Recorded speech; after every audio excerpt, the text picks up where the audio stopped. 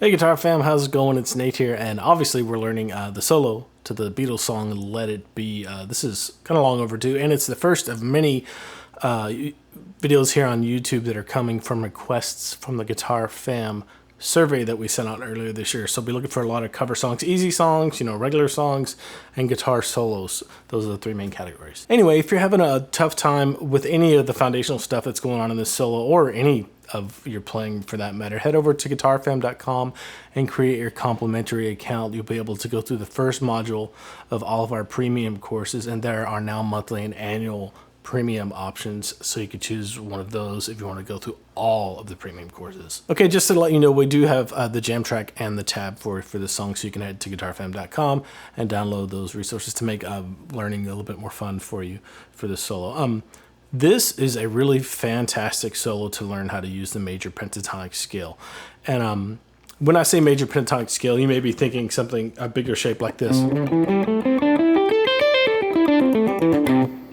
But this solo in particular really narrows things down. And that's a video I'm going to do in the very near future, is boiling things down on the guitar to make them manageable, consumable, bite-sized pieces that you can actually use in your playing. And this solo is a perfect example of how to do that with a major pentatonic scale. And kind of in the spirit of this, the last couple of videos I put out here on the channel are about how to play the blues. And if you want to, go back and look at BB's box, the minor version of BB's box, where you just boil things down to a really small shape to play the blues. We're going to do kind of the same thing here. I also did a video on BB's major box in the context of the blues, but we're going to use a little box shape, just a 4-note box shape with a bend, to play over a progression that's more pop based instead of blues based. And it's a fantastic way to boil things down into a major pentatonic scale that's very easy to use instead of these 6-string box shapes that most people learn when they're first starting out. Okay, so let's look at this as an opportunity to really nail down the ins and outs and nuts and bolts of a major pentatonic scale. Just to let you know, we're going to be in the key of C major, the song, and the main chord progression is just C, G, A minor, F, and then the next two bars are C, G, F, and then C. So you just play through that progression twice, and that's the chord progression you're playing over the entire guitar solo. So the key of C, C is the 1, G is the 5, A minor is the 6, and F is the 4, just so you can kind of take a nugget away from music theory on this too, and get a little bit more familiar with the key of C. Now, a major pentatonic scale is made up of these scale degrees: 1, 2, 3, 5, and 6. 1, 2, 3, 5, and 6. Just commit that to memory. It'll make life a lot easier for you. And again, I referenced a lesson we did a while back here on the channel, and we went over BB's box, and we just say we're in A blues, right? So we have this A note right here,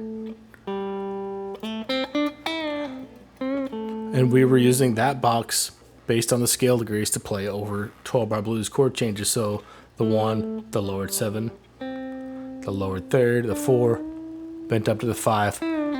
And we're using just those numbers to play through the entire 12-bar blues chord changes, so it sounded like we're playing over the changes. So we can do kind of the same thing with major pentatonic scales. Just because when we have like an A minor pentatonic,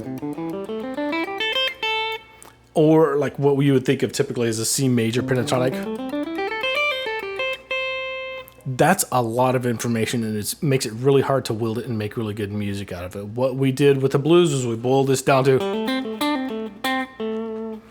that little box. We can do the same thing with the C shape, and this is outside of the context of the blues, like I said earlier, and this is more in the context of pop, because this is a true major pentatonic box. It has this notes of the scale degrees and the pentatonic. So let's take the same idea. If we had A minor pentatonic, who we're doing BB's box with, move to a C for our root note here on the 5th fret of the G string. That's going to be kind of our home base for this. And we're going to pull out just the notes in the major pentatonic scale, because C is the relative major to A minor. So it's going to be the same notes as that A minor pentatonic, but our focus is going to be on the C. That's going to be the 1L. So we're going to have 1, 2, 2 bent up to 3, And then below this one, over here on the D string we have a 5, and up 2 frets we have a 6. So if we focus on the A, it sounds minor. If we focus on the C, it sounds major. Okay, so that's the idea with this. You know, forget for right now these big major pentatonic scales and boil it down to something that's very small and easily wieldable for, you know, to play. And that's really 95% of what George Harrison is doing in this solo is just that. That is it. This Bach. He's just really creative with it and really melodic with it. And I'll show you what I mean by that. So really the first step for getting this solo down is to get this box down and realize that it's 1, 2, you can bend the 2 up, a whole step to a 3. And then you have a 5 down here. And then you have a 6 there. And then back to the 1. And that'll help you memorize the formula for major pentatonic scale too. And it's really, really easy to play over a chord progression like this with this type of scale shape. So we have it here. Now we can come down here to this C as well. Move it down here. Now, there's 1, 2, 3, 5, 6, 1. Now, instead of bending this, I can slide up. And that puts me in a position to play this one.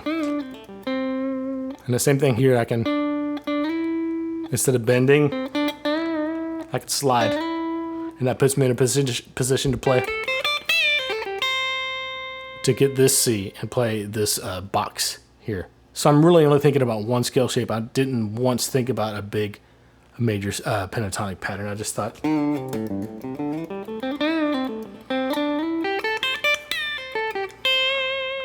Okay, so that's really important because you're gonna need to see that in order to play this solo. And let's go ahead and get into this. Okay, this first lick is a pickup bar into the actual solo, and I'll play it for you. And it starts off with this little box right here. And I'm going to do a little double stop lick, and I just pick it. I don't worry about hyper picking or anything. I'll play the 5th fret of the D and G strings at the same time. And then I hammer on with my 3rd finger to the 7th fret of the D string while both those strings are still ringing out there. So, and then I come back, let off, and hit 5 and 5 on the D and G strings again. So that little lick. And after that, I hit 7 of the A string with my 3rd finger and slide back to the 5th fret. That's our sliding note. We're sliding from the 3 down to the 2. So 7 to 5, and then the 3rd fret of the A string. That's kind of the resolution. They're really the first note of the solo. And that's where we're coming on the 1 chord, and I'm hitting the C right here, so I'm kind of set up down here. So, one more time.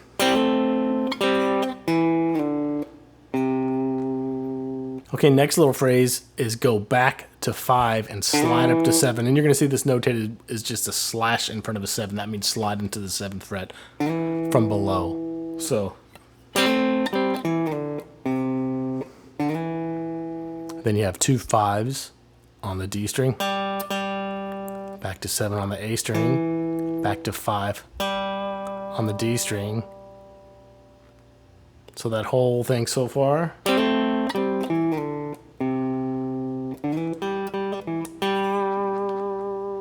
And for the rhythms here, I would really recommend just listening to the solo a lot, so you kind of pick up the rhythms, just kind of naturally absorb them. It's much easier to play through a solo if you can sing through it. I was in here earlier making dinner, and just singing the solo over and over again until I could sing, because I know I wasn't ready to record it until I could sing it, and that's helped a lot, me get it down a lot faster. Anyway. All right, next little lick, we're staying in this box. We just go 5, 7 with the hammer on the D string, and then over to 5 on the G string, and then 7 on that same G string, and bend it up a whole step. And when I bend, my thumb is over so I can get some leverage, using all 3 fingers. And then leave it bent up, hit it again, and let it down, and then come hit 5.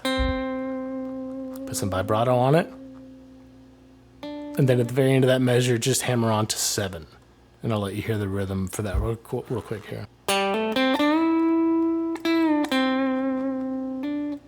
And that seventh fret is on just on the and of 4. So again, let me play that whole thing for you up to that point.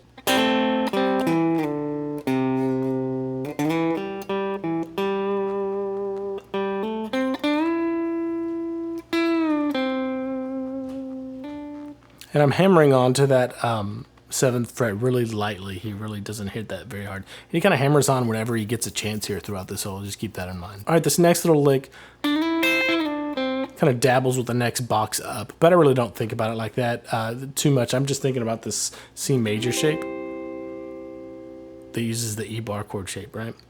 What I do is from that last lick, I slide up from the 7th fret to the 9th fret with my 3rd finger, just 2 frets up to the 9th fret, and then my second finger comes back here to the 8th fret of the high E string. And I'm thinking this shape when I do that. Trying to visualize it. So slide, then back to 9, and slide back to 7, and then 5, 7, and this time we're back. At this point, we're back into our box here, our major pentatonic box. So, and then hit 7 again and bend it up a full step, and you have to leave that bent up and hit the 5th fret of the high E string with your index finger. And this is one time where I kind of abandoned my little box shader, but I'm really thinking about A minor pentatonic here to visualize it. And then I leave this bent up, right? While that 5th fret is ringing out on the high E string. And then I come back to the 7th fret that's bent up, hit it again, let it down, and then hit the 5th fret of the G string. So I'm going to play that whole lick for you. This is one of the probably the trickiest bit in the whole thing, at least for me.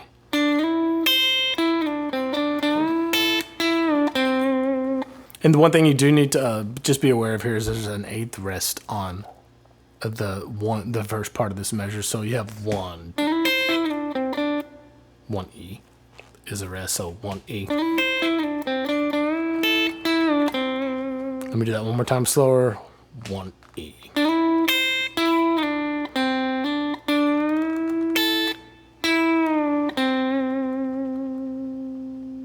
And most of the time I'm thinking just my little box with that A note there on top. All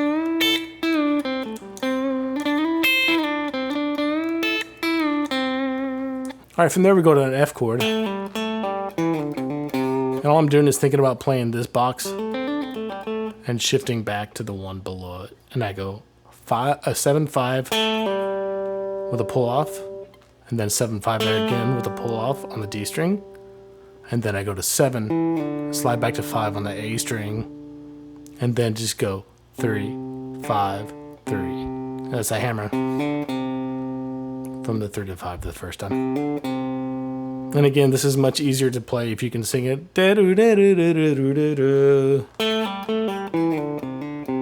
So just slow that way down and get all the hammer-ons and the slide in there.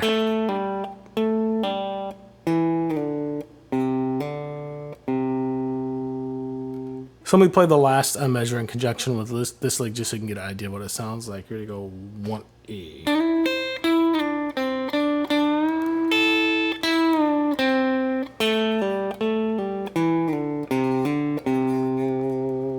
All right, then you have an 8th rest and you come back in on the E of 4. So 4, E and are the next 3 notes. And all I'm doing is I'm back to this box and I'm playing 5-7 with the hammer on the D string, and then 5 on the G string, and then hit it again for the next measure.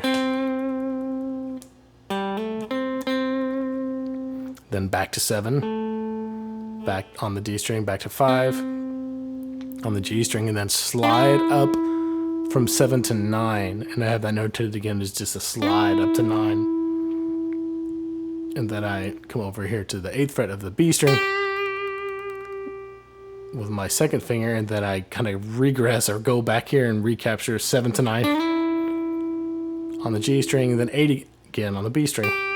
And then one more time, 7 to 9 slide, and then 8 again on the B string. So you do that slide up to 9, then 8, slide up to 9, 8, slide up to 9, 8, 3 times. So I'm going to play that whole lick for you.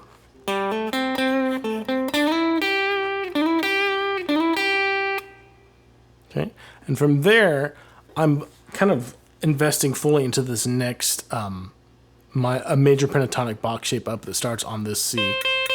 That's not the note I hit, but that's the next shape that I'm thinking about. So after this,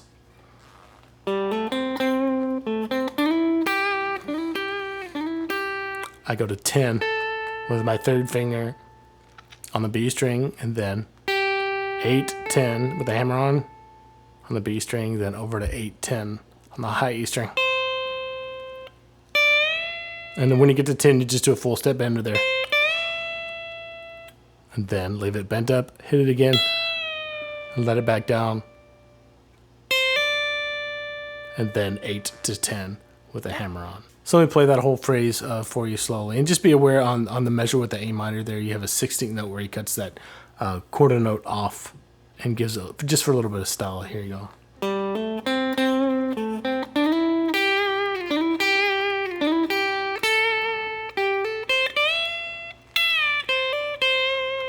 And that next measure over the C chord just lands on a C note on the 8th fret of the high E string and put some vibrato on there.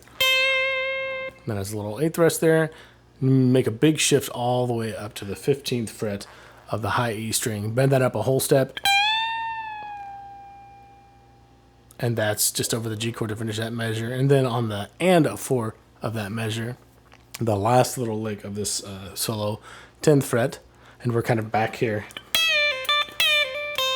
on this C, this box shape for the major pentatonic with that C as your note. So 10th fret, bent up a whole step, let it back down. 8th fret of the high E string, back to 10. And then bend 10, pre-bend 10 up a whole step, let it back down.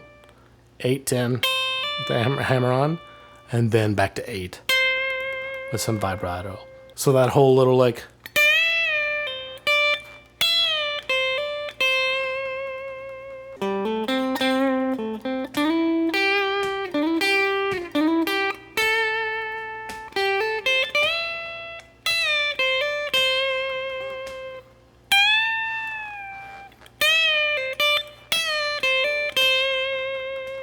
okay, I hope that helps you. Really memorize the solo. You're probably just going to have to, if you're anything like me, just go through and memorize the notes first, where to put your fingers explicitly. Just paint by numbers, and then start looking for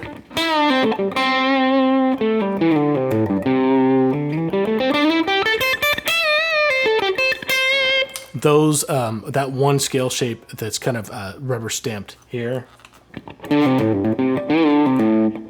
here, and here. And try to be aware, if you want to, if you're to the level where you can, try to be aware of what notes you're playing, like what scale degrees you're playing. And if you can't think about what scale degrees yet you're playing through as you do this, that's okay. Using this scale shape is very, very practical, and it's, to me, it's way better to start out playing guitar like this than it is to try and play, you know, these big 6-string note major pentatonic scale shapes. This, it's much easier to make great music with, and it's, you only have to memorize one tiny little thing. So really dig into this and get good at using this. This is something that, like, if you're playing over a diatonic chord progression like this, 1, 4, 5, 6, you can just go nuts with it and let your ear kind of guide you. And eventually, the more you practice like that, the more you're going to be drawn to the scale degrees that fit over the chords that are being played. And then you can start thinking about, like, consciously thinking about what scale degrees you're landing on or starting on. All right, that's it for this video. Let me know in the comments what are the songs you'd like to see here on the channel. Don't forget to go to guitarfam.com and create a complimentary account, or you can go ahead and upgrade to a premium monthly or annual account too. And if you're having struggles with anything you're playing, you can always schedule a personal private one-on-one lesson with me. The first one is complimentary on the site. I'll see you later.